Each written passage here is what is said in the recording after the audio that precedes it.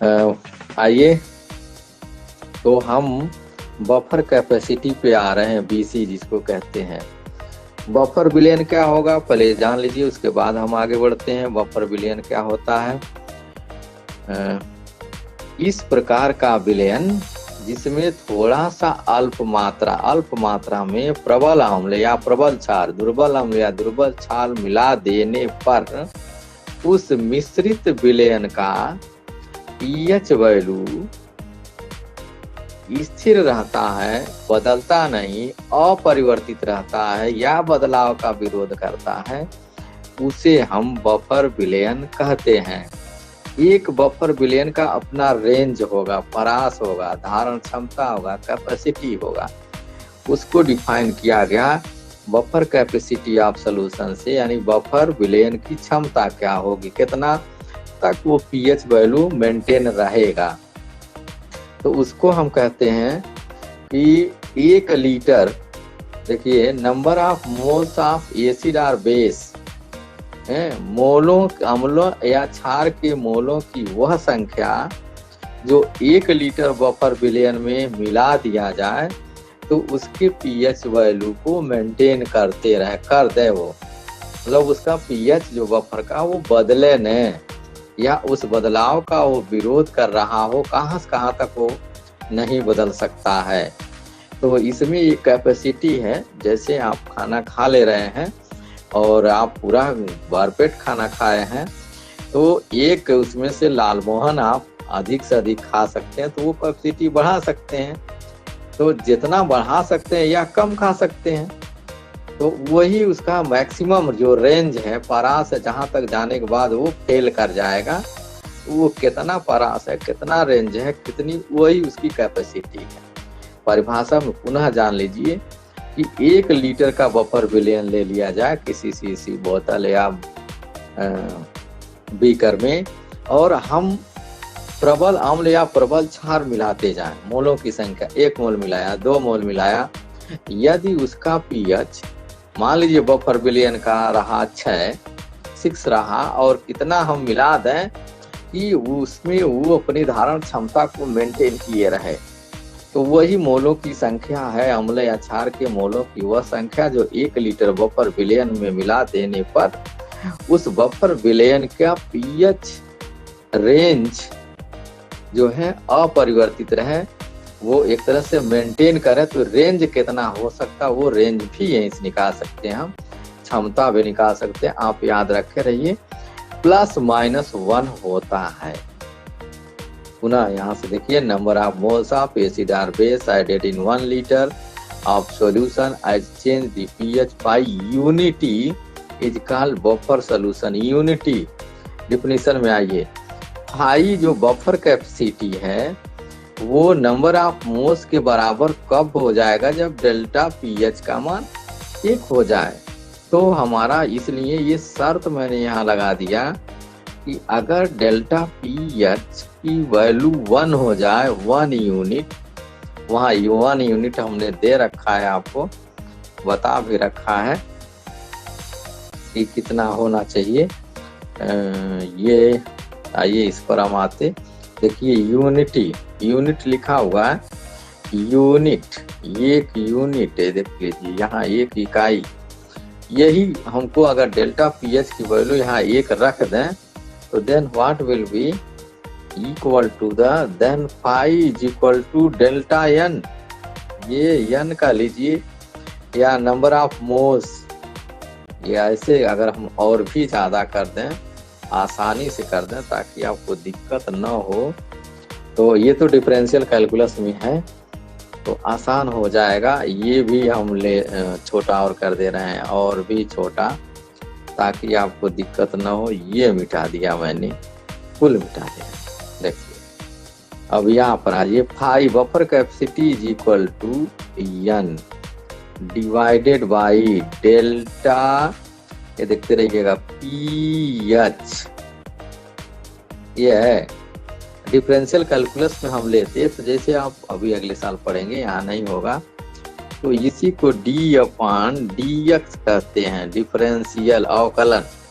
हम 5 को डिफरेंशिएट कर देंगे तो ये ही इसका बफर कैपेसिटी निकलेगा ऐसे, and then that is equal to D N, change है, डी माने difference, and then that is equal to D into P H, P H में कितना चेंज आ रहेगा, ये आपका बीसी यानी बफर कैपेसिटी कहलाएगी गणित की भाषा में।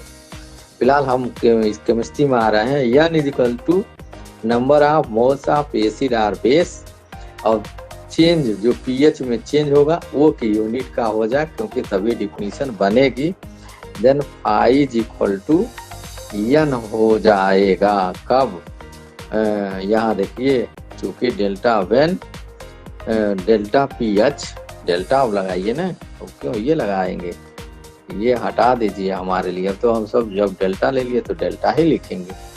Then that is equal to delta P H का मान इतना हो जाए तो वैल्यू का इक्वल टू 1 हो जाए। अब ये कितना होता है इस पे आपको ध्यान में रखा जाए कि अगर बफर कैपेसिटी साधारण के लिए हम जानने की आवश्यकता हो, आपने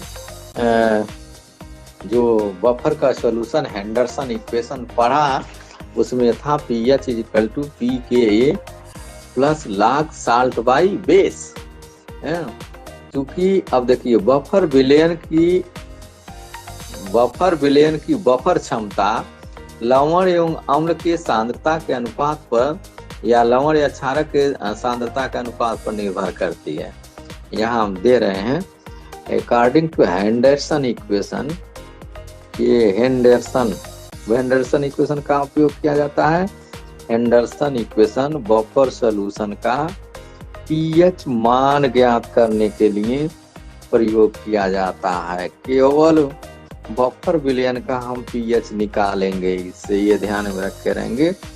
दूसरे विलयन का हम पीएच वैल्यू इससे नहीं निकालेंगे। तो बफर विलयन का पीएच हम दोनों को लिख रहे हैं ABS, एसिडिक बफर सॉल्यूशन के लिए जो पीएच की वैल्यू आपको हमने बता रखा था, वो pH is equal to PKA plus था, प्लस रहेगा माइनस नहीं, log 10 base concentration of salt ऊपर रहेगा, ध्यान में रखे रहिए, दोनों में साल्ट यानी लवण की सांद्रता ऊपर रहेगी। एसिडिक बफर सॉल्यूशन है तो एसिड की कंसंट्रेशन से मोल प्रति लीटर से हम डिवाइड कर देंगे।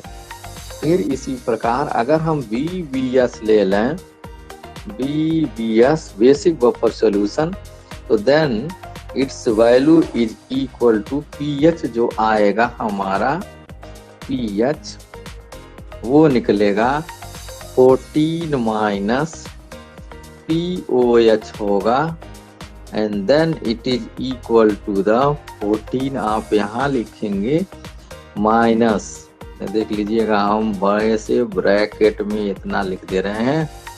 POH की वैल्यू हमारी क्या होगी, PKB होगी, यहाँ से PKB होगी, और क्या प्लस यहाँ रहेगा log, यहाँ रहेगा कंसंट्रेशन ऑफ साल्ट, कहा था मैं, ऊपर ही रहेगा, और नीचे जो है ये बेस का कंसंट्रेशन हो जाएगा, दैट इज दिस। ये आपका हिस्सा होगा, ये ब्रैकेट को आप क्लोज करें। तो पीएच पीके के बराबर कब हो जाए, पहला केस, कहाँ मैक्सिमम वैल्यू इसकी कितनी हो सकती है, मिनिमम वैल्यू अगर डिफरेंशिएट करते इसको, तो मिनिमम वैल्यू ला रहे हैं हम, मिनिमम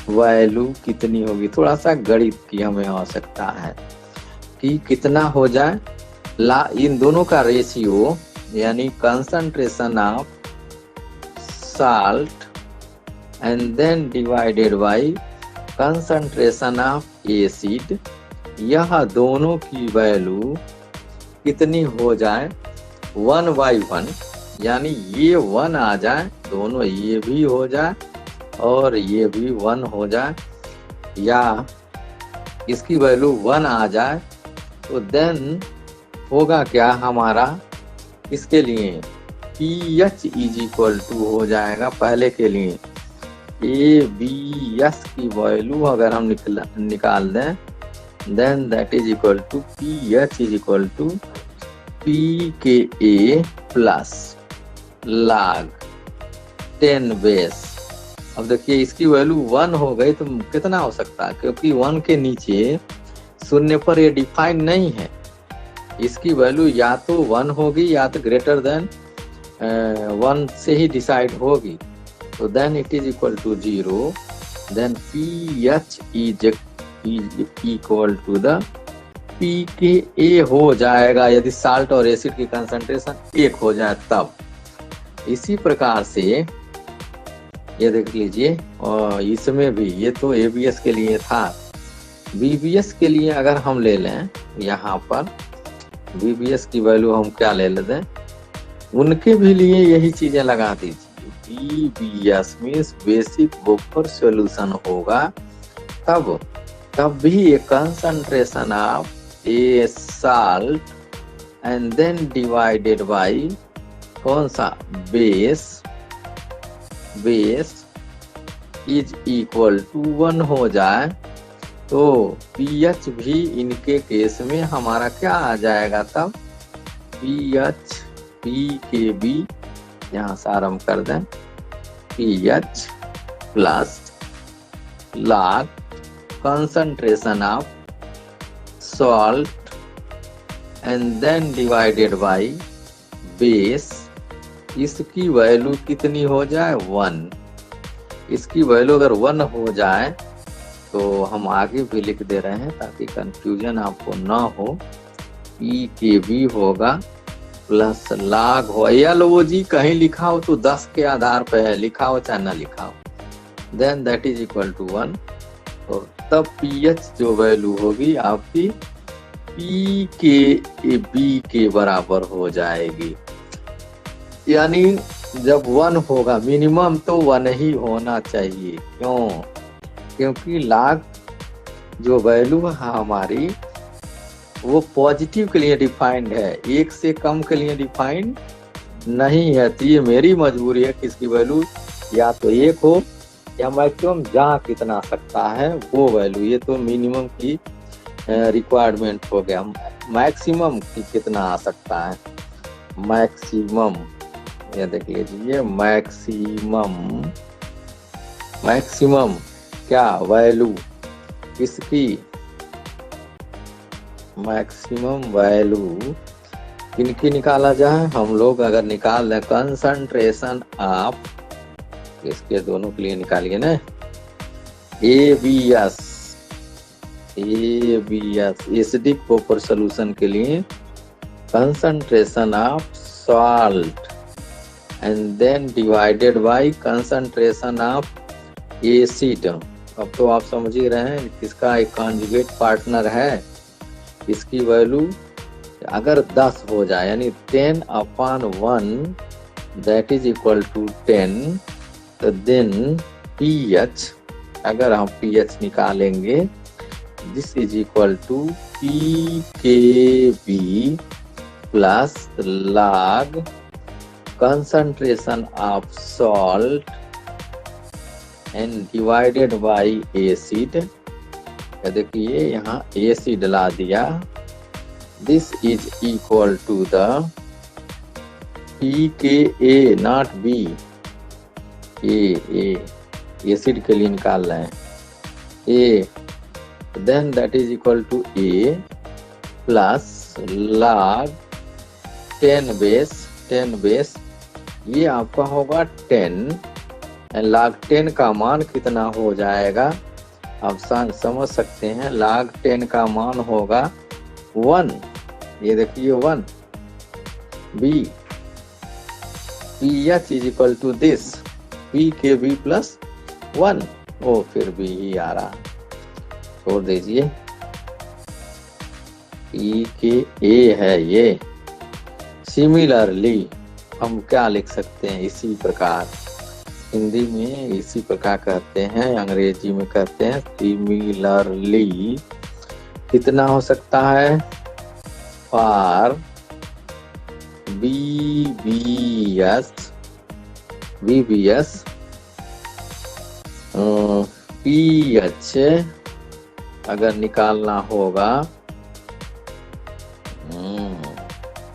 पीएच नहीं पीओएच, ये देखिए पी के ए ही निकलना, कैसे पी के बी हो जाएगा, पी के बी होगा तो यहाँ ये देखिए साल्ट अपॉन बेस की स्थिति हम लेकर के आ रहे हैं। साल्ट अम्ल और इसकी कंसंट्रेशन ये ए ही रहेगा सारे जगह, बी नहीं रहेगा। बी रहे तो 14 में से आपको सब्ट्रैक्ट करना पड़ेगा, ठीक है। तो ये POH हो जाएगा यार, यहाँ जो निकालेंगे हम that is equal to POH हो जाएगा। यहाँ जब निकाला then it is equal to POH होगा, तब ना डिफिनेशन सही होगा। तो ये आपका POH बन रहा है। चलिए इसकी हमें जरूरत है नहीं, हमारा उतने में ही काम हो जाएगा।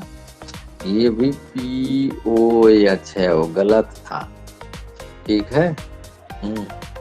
यहाँ पर भी अगर BBS की बातें छोड़ दीजिए, P के प्लस निकल ही गया, यानी चूंकि बफर विलयन की बफर क्षमता लवण और अम्ल के सांद्रता के अनुपात या लवण और क्षार के सांद्रता के अनुपात पर निर्भर करती है, इसी अनुपात के ऊपर निर्भर करती है। अतः जब यह अनुपात एक संबंध 1 का हो जाए तब क्या होगा, जब ये अनुपात जो है एसिड और बेस का 10 संबंध 1 का हो जाए तब क्या होगा, उसके केस में क्या हो जाएगा। तो जब 1 होगा, देखिए इसी दोनों के बेस में 10:1 का रेशियो में लेके के आए हम, तो log 10 का मान 1 हो जाएगा। हाँ बिल्कुल सही। और यहाँ 1 हो गया तब तो P के B के बराबर हो गया। और पुनः इसको उलट दिया जाए, फॉर एग्जाम्पल इसी को ही उलट दें, हम इन्वर्स भी कर दें तो क्या हो जाएगा, यानी ये देखिए कंसंट्रेशन ऑफ, देखिए यहाँ से सॉल्ट एंड बेस नहीं एसिड का अगर 1:10 हो जाए मिनिमम, क्योंकि log 1 माइनस log 10 आएगा, log 1 का मान 0, log 10 का मान 1, तब के स्थितियों में क्या हो जाएगा, इसी दोनों नेचुरल नंबर पर प्राकृतिक संख्या पर डिफाइन है ये। यहाँ से भी हम BBS की बात हटा दीजिए, क्योंकि हम अभी एक पर ही हम निकाल देंगे सभी, ठीक है। तो यहाँ पर आइए, ये अब इस पे अगर हम निकाल दें वैल्यू कि कितनी होनी चाहिए हमारी, वो देखिए, यानी तब पीएच की वैल्यू जो हो जाएगी पी के ए तो होगी ही होगी प्लस log, अब देखिए 1/10 रख दें तो ये कितना हो जाएगा पी के ए -1। ये एसिडिक बफर सोल्यूशन के लिए निकाल रहे हैं, अर्थात पीएच में इकाई परिवर्तन का ही परिवर्तन हो, एक इकाई का ही परिवर्तन हो। मिश्रित बफर विलयन, जो मिक्स्ड बफर विलयन है, therefore for mixed buffer solution, mixed buffer solution दोनों के केस में एक कम निकाला जा रहा है। बफर सॉल्यूशन जो होगा उसके लिए पी के ए +-1 कर दीजिए, यानी एक से एक जोड़ दीजिए, एक घटा दीजिए। देखा आपने, यहाँ पर आया होगा, ये देखिए यहाँ एक स्थिति आई आपकी, हम ऐसे ले लें तो दैट इज दिस, यहाँ से ये -1 हो गया और 1/10 देख लीजिए log 1, यहाँ हमने ले रखे 10:1 का करिए, 10 संबंध 1 का अनुपात लीजिए ना, ये लेकर के आए हम, ये 10/1, तो ये 10 होगा, तो ये 10 होगा और ये 10 हो जाएगा। तो देखते रहिए, ये जो वैल्यू हमारी हो जाएगी क्या, अब से लिखते रहे पूरा, ये क्या हो जाएगा, PH is equal to the PKA plus 1।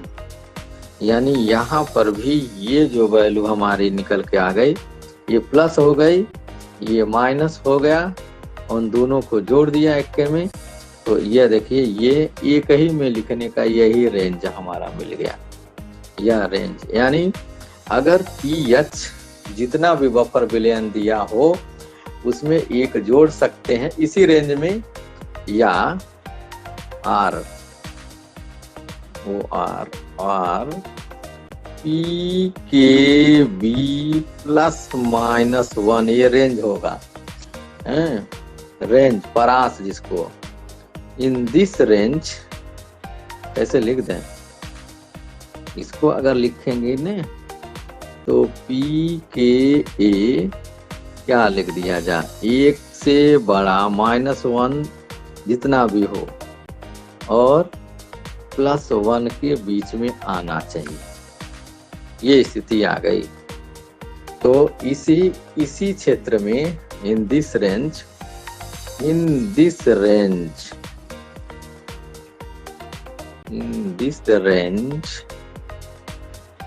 Buffer will act, this range buffer will act without, buffer will act without अपना चेंज, क्या चीज, PH इस रेंज में अपना वो PH को बदले हुए काम कर सकता है। अर्थात अम्ल तथा लवण या क्षारक तथा लवण की सांद्रताओं का अनुपात 1:1 से 1:10 या 10:1 रहने तक बफर विलयन अधिक प्रभावी रहता है, दैट इज मोर इफेक्टिव। इसी में मोर इफेक्टिव है। अब कैसे हम आपको ले आए, इधर बताएं कि मान लीजिए सपोज दैट लेट, हम ले रहे हैं लेट ब्लड ही ले लीजिए। खून का जो खून एक बफर सॉल्यूशन है, किसका होगा ये अभी बाद में बताएंगे हम। बफर सॉल्यूशन है जिसका पीएच वैल्यू 7.4 होता है। तो बफर कैपेसिटी कैसे निकाल दें यहाँ से, देन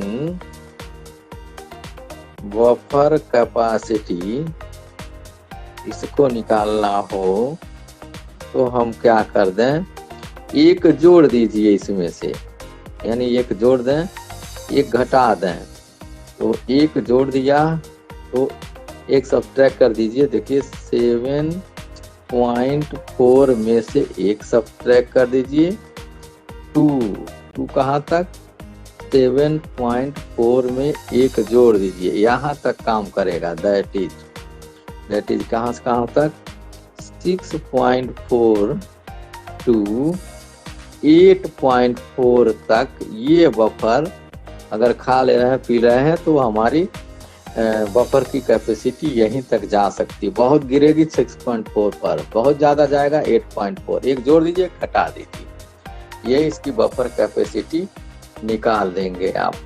इसमें कहीं पर भी दिया हो बफर की वैल्यू, उसमें एक जोड़ करके सब्ट्रैक्ट करके आप निकाल सकते हैं उसके रेंज को। ये स्थितियां आपके सामने निकल करके आ जाती हैं। दोनों एक आठ एग्जाम्पल्स भी ले लिया जाए तो ज्यादा सही है। The pH of buffer is 4.745 when 0.1 mole of NaOH is added to 1 liter of it, the pH change to 4.832. Calculate buffer capacity. Question बना दे रहे हैं यहाँ पर।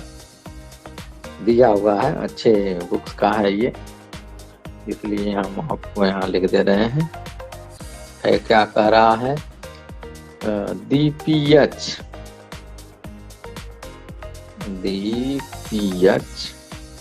Of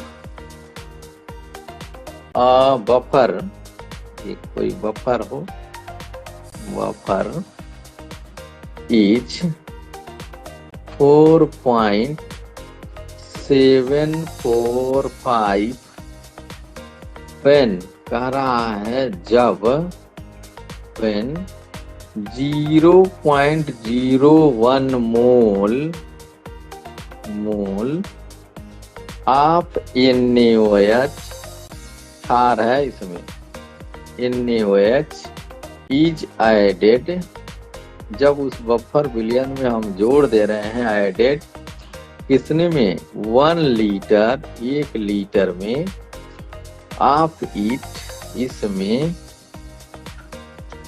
the pH change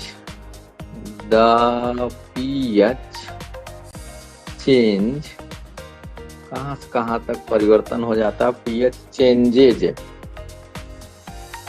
to 4.832, calculate, कह रहा है calculate its buffer capacity, it's buffer capacity, धारण क्षमता क्या होगी इसकी, वो कैलकुलेट करिए। तो आप फार्मूला आप जान ही रहे हैं, उपयोग हम यहाँ कर रहे हैं, आई सॉल्यूशन बहुत छोटा कर दे रहे हैं, buffer capacity BC5 is equal to the, अभी यहाँ जो ऊपर आपने ले आया, देखिए फार्मूला क्या लिखा आपने, फार्मूला N/ΔPH, वही फार्मूला यहाँ आप उपयोग कर लीजिए, N number of moles of acid और बेस इनटू ΔPH। अब यहाँ लेकर के आ जाइए, ΔPH कहाँ से चेंज हो रहा है अभी हम बता रहे हैं, और ये नंबर ऑफ मोल्स कितना निकाला, क्योंकि N is equal to number of moles 0. उतना है, इतना मोल दिया हुआ है NaOH का, तो 0.01 हो गया। पीएच रेंज कहाँ से कहाँ तक परिवर्तित हो रहा है चेंज, ये अगर हम निकाल दें 4.832 में से 4.745 ये कर दीजिए और सॉल्व कर दीजिए, then its value is equal to 0.115, ये बफर कैपेसिटी आपकी निकल के आ गई। ये आंसर आपका बन गया, पूछा जाएगा तो आप ऐसे बना देंगे। हाँ, आइए हम चलते हैं एप्लीकेशंस के हिस्से में। Applications, utility of buffer in analytical chemistry, नहीं, बफर विलयन के गुण का है, प्रॉपर्टीज बड़ी इंटरेस्टिंग है, प्रॉपर्टीज ऑफ बफर सॉल्यूशन,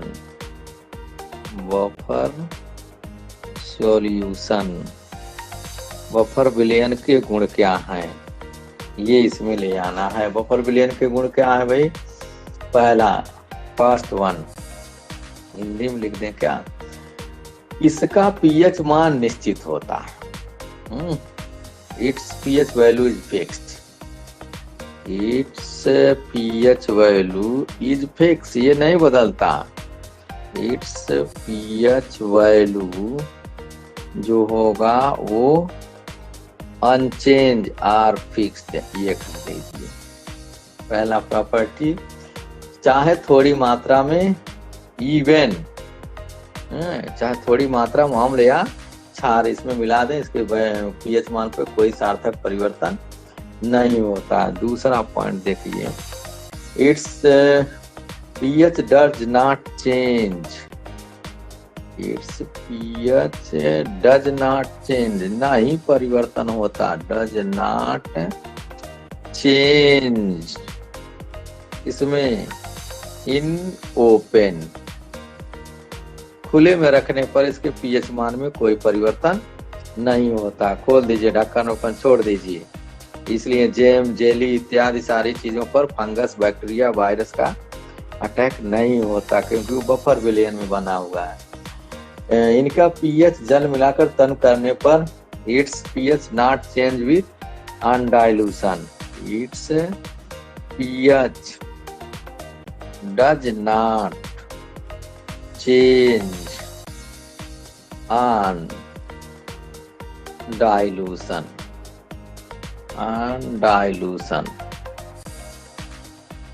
ठीक है। इसका तो पानी वानी मिला दिया जाए इसमें से, तब भी इसका पीएच वैल्यू परिवर्तित नहीं होता है। इट्स पीएच वैल्यू फिक्स्ड है, नॉट चेंज, या यहाँ fixed or not change on addition of, क्या जोड़े, addition of small amount acid or base, थोड़ा सा अम्ल या क्षार मिला दे। एडिशन ऑफ छोटा अम्ल या क्षार मिला दिया जाए थोड़ा सा, तो इसके पीएच वैल्यू पर कोई परिवर्तन नहीं होता है। ये आपका पीएच वैल्यू यहाँ पर है कि बफर विलयन की जो कैपेसिटी है, थोड़ा सा अम्ल या क्षार मिला देने में पीएच वैल्यू वही रहता है। इसका पीएच ओपन में खोल दिया जाए ऐसे तब भी नहीं चेंज होता है। इसका पीएच डाइल्यूशन पर भी चेंज नहीं होता है। ये रहा अनुप्रयोग। ये आगे आइए applications. Applications of buffer solution. Applications of buffer solution. Buffer विलयन के अनुप्रयोग कहाँ से होते हैं? पहला, फर्स्ट वन, ये देखते रहिएगा, गैस्ट्रिक जूस, अमाशय रस। गैस्ट्रिक जूस ये कहाँ होता है? अमाशय में होता है। अमाशय, ये अमाशय कहाँ है? जहाँ आप खाना वाना पचा रहे हैं। अमाशय रस, इसको गैस्ट्रिक जूस कहते हैं। गैस्ट्रिक जूस में गैस्ट्रिक जूस का जो पीएच है, its pH is equal to the, याद रखें ये पूछता है, पेट में पाचन क्रिया के प्रारंभ में देखते रहिए कितना होगा, 1 to 2, ये देखते रहिए पर होती है। जो हम भोजन करते हैं अमाशय रस पेट में, क्या कहें उसमें, इंटेस्टाइन नहीं, तो इतना पेट के अमाशय रस, यहाँ पेट भी लिख दे रहे हैं, भोजन जहाँ पच रहा है, इसलिए कंकड़ पत्थर जो भी खा लेते हैं डाइजेस्ट होता है। ये पीएच 1 to 2 है, किसका है? HCl है, देखते रहिएगा, हाइड्रोक्लोरिक एसिड है।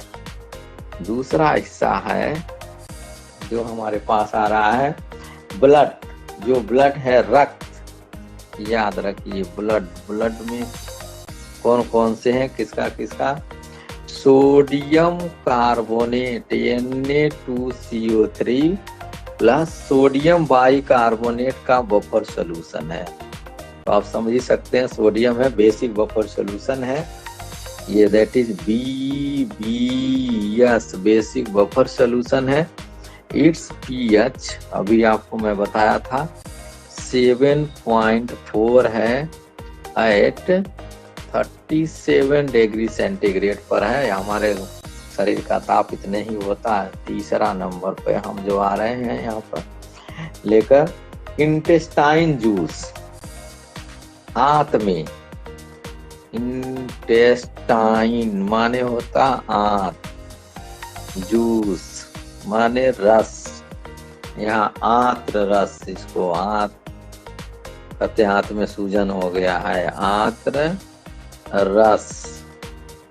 इसका जो पीएच वैल्यू है इट्स पीएच जो बफर है वो कितने के पास होगा, दैट इज ग्रेटर देन 7, क्षारीय होगा। आंत देखिए क्षारीय है, और पेट में जो है पीएच 1 से 2 के बीच में है। ये दैट इज ग्रेटर देन 7 है। भोजन का पाचन इसलिए जैसे ही हम खाना आरंभ करते हैं मुंह से ही आरंभ हो जाता है, माउथ से ही, और वो स्लाविया जो लार जिसको कहते हैं उसका पीएच 7 से अधिक होता है, वहीं से भोजन को क्षारीय बनाना चालू कर देता है। चौथा, तीसरे के बाद चौथा है रिमूवल। ये तो अभी आप किए नहीं है लेकिन याद रखे रहिए। Removal of phosphate radical PO3 नहीं, जो फास्फेट मूलक है PO3 माइनस PO4 पर 3 माइनस में होता है removal of phosphate radical. Radical माने मूलक। कौन मूलक है? अम्लीय मूलक है। इसके सहायता से removal of phosphate radical sodium acetate और कैसे किया था, बाई यूज ऑफ, इसके यूज पे कहेंगे बफर कौन, ABS एसिडिक बफर सोल्यूशन जो उपयोग कर रहे हैं, एसिटिक एसिड और कौन सा, सोडियम एसीटेट CH3COONA, ये इसके रिमूवल में प्रयोग किया जाता है। यहाँ पर और आ जाइए 5 नंबर पर, कहाँ और उपयोग कर दे रहे हैं, लेड आयन के लेड क्रोमेट के रूप में। क्वालिटेटिव क्वांटिटेटिव एनालिसिस में भी हो रहा है। क्वांटिटेटिव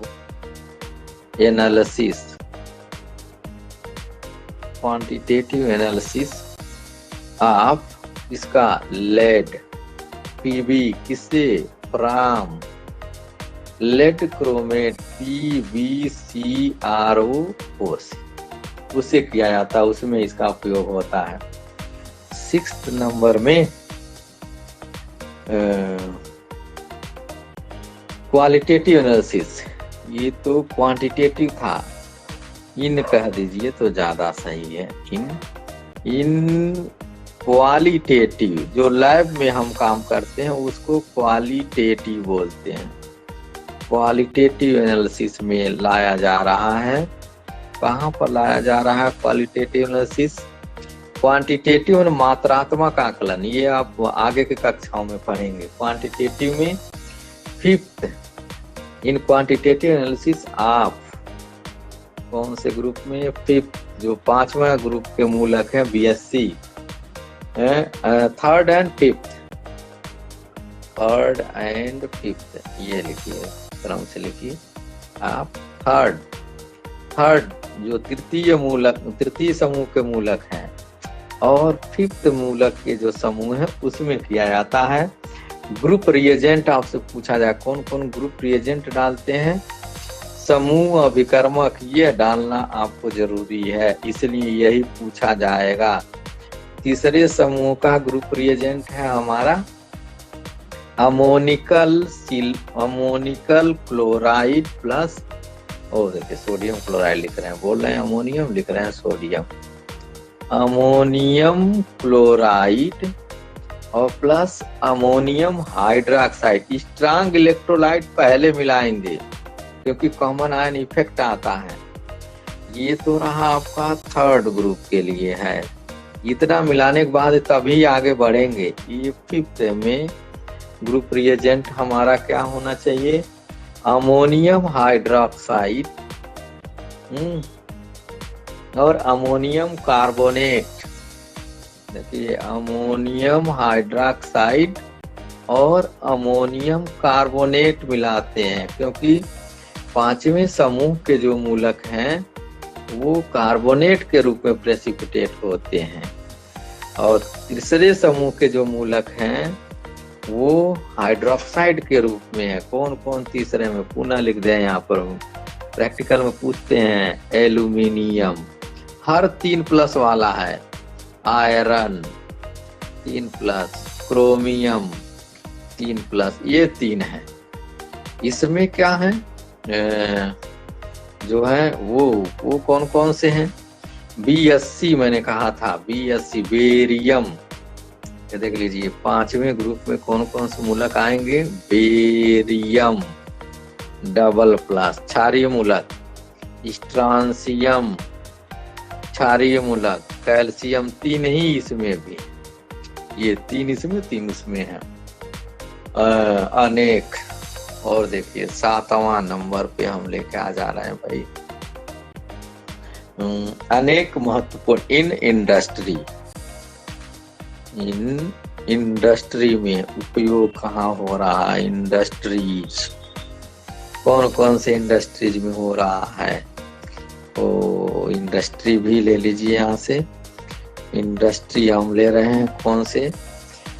पेपर, जो कागज आप लिख रहे हैं ये बफर विलयन पर बना हुआ है। अगर ये पेपर बफर विलयन मेंटेन नहीं होगा तो आप लिखेंगे तो वो फैल जाएगा या स्लिप करेगा। पेंट, जितने पेंट है, जो दीवार हो, चाहे ऑयल पेंट हो चाहे वॉल पेंट हो, इस सब के सब पेंट की स्पेलिंग गलत है,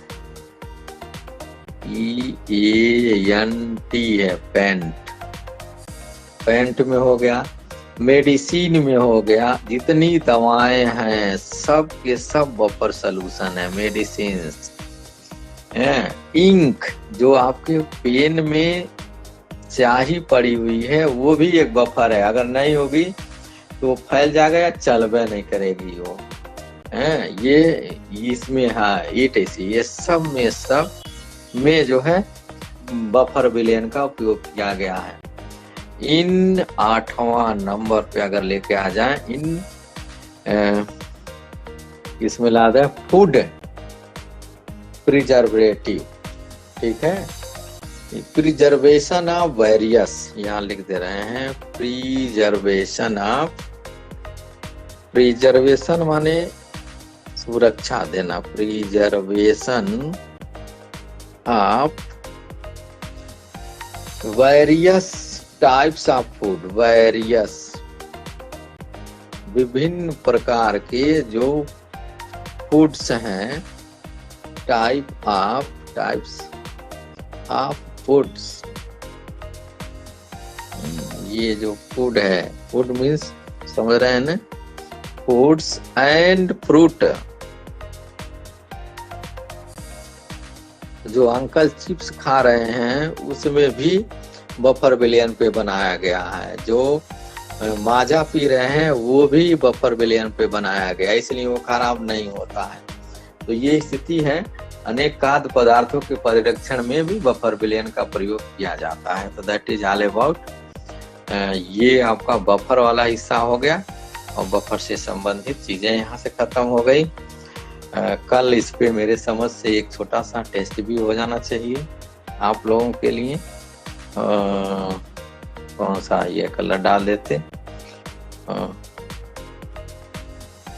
तो इस तरह से कंप्लीट रूप से, यह कंप्लीट तो नहीं कहेंगे, क्यों नहीं कहेंगे, क्योंकि अभी इसमें से असली चीज आपका बाकी है, साल्ट हाइड्रोलिसिस, वो नहीं पढ़ाया गया।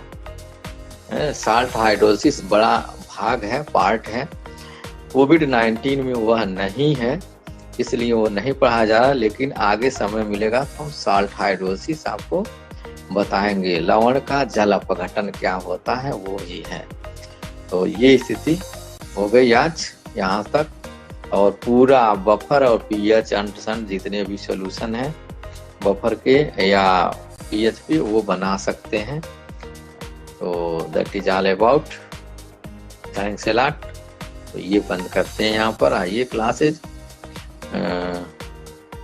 That is this.